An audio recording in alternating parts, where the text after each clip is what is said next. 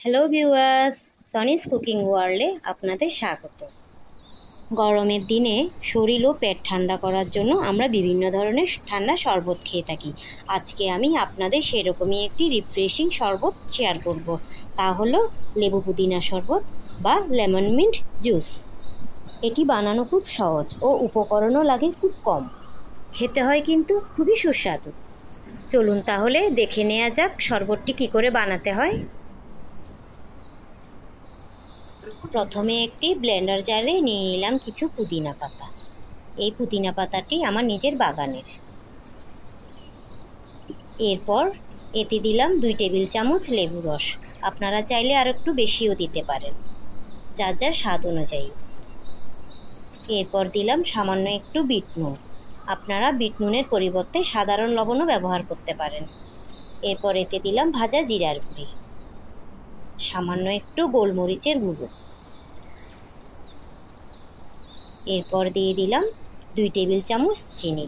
চিনিটা আপনারা বেশি বা কম করেও দিতে পারেন, যে যেমন মিষ্টি খেতে পছন্দ করবেন ঠিক তেমনই চিনি দিবেন।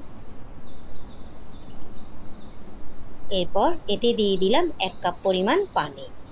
প্রথমে খুব বেশি পানি দেবেন না, জাস্ট ব্লেন্ড করার জন্য যতটুকু প্রয়োজন ততটুকুই পানি দেবেন। এরপর এটা খুব ভালো করে ব্লেন্ড করে নিচ্ছি। হয়ে গেল আমাদের পুদিনা পাতা ব্লেন্ড করা।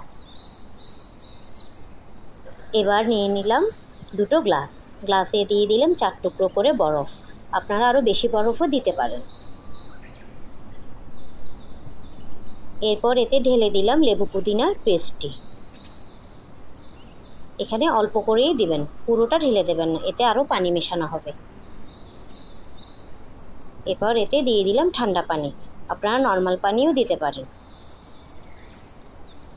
আবার পানির পরিবর্তে স্প্রাইট বা 7 আপও দিতে পারেন। সেন্টের জন্য দিয়ে দিলাম 1 টুকরা করে লেবু। হয়ে গেল আমাদের লেবু পুদিনার শরবত বা লেমন মিন্ট জুস। এই কাঠফাটা গরমে এই শরবতটি হতে পারে এক চমক প্রশান্তি।